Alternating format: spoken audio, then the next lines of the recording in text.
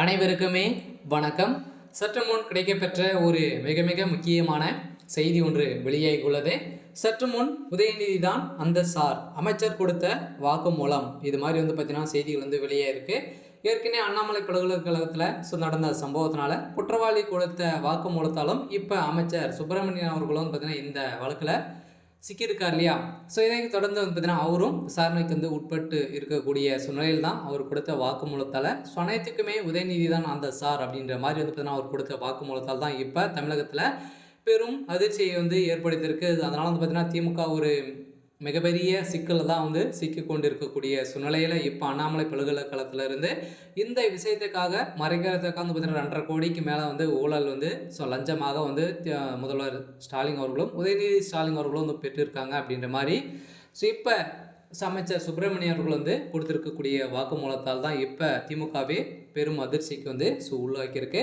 So இதை பற்றி இந்த வீடியோவில் நாம் பார்க்கலாம். ஸோ அதுக்கு முன்னாடி நம்ம சேனலுக்கு இப்போ தான் நீங்கள் முதல் முறையாக வந்திருக்கீங்க அப்படின்னா மறக்காமல் நம்மளுடைய சேனலை சப்ஸ்கிரைப் பண்ணி சப்போர்ட் பண்ணுங்கள்.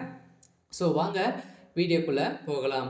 பார்த்தீங்கன்னா ஏற்கனவே திமுகவில் ஒரு மிகப்பெரிய பிரச்சனைகள் உட்கட்சிக்குள்ளே பார்த்தீங்கன்னா உதயநிதி ஸ்டாலின் அவர்களுக்கும் துரைமுருகன் அவர்களுக்கும் இந்த முதல்வர் துணை முதல்வர் பதவி ஆனதுலேருந்தே பார்த்தீங்கன்னா ஒரு மிகப்பெரிய சலசலப்புகள் ஏற்பட்டு வந்திருந்த நிலையில் இப்போ உதயநிதி ஸ்டாலின் அவர்களும் பார்த்தீங்கன்னா இப்போ வசமாக இந்த பாலியல் விவகாரத்தில் இவர் சிக்கிய சம்பவம் தான் இப்போ அதிர்ச்சியை உள்ளாக்கியிருக்கு.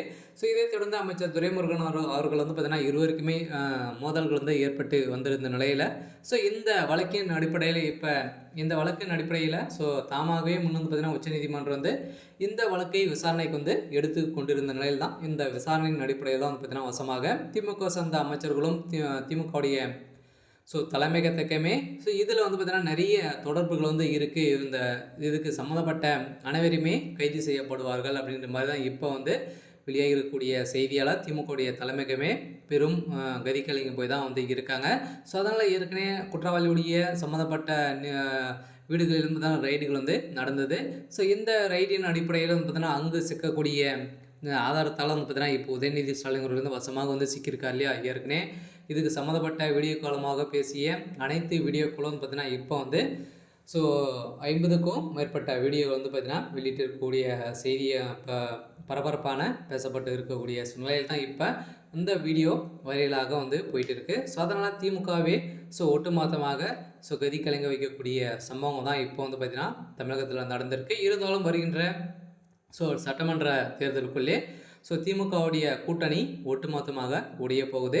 அதனால் வருகின்ற சட்டமன்ற தேர்தலில் திமுக வெற்றி பெறுமா அப்படின்றத ஒரு பெரிய கேள்வியாக இருக்கு இல்லையா. இப்போ பார்த்தீங்கன்னா திமுகவை சேர்ந்த அமைச்சர்கள் வீட்டிலும் ரைடுகள் நடந்திருக்கு. அனைவருமே வசமாக சிக்கி கொண்டிருக்கக்கூடிய நிலையில் தான் இப்போ சட்ட ஒழுங்கை மீறி தான் திமுகவுடைய தலைமையகம் நடக்குது அப்படின்ற மாதிரி குற்றச்சாட்டுகள் மக்கள் வைத்திருக்காங்க. சரி, ஓகே. இன்றைக்கான அப்டேட் இதுதான். மறக்காமல் நம்மளுடைய சேனலை சப்ஸ்கிரைப் பண்ணிக்கோங்க. தேங்க்யூ.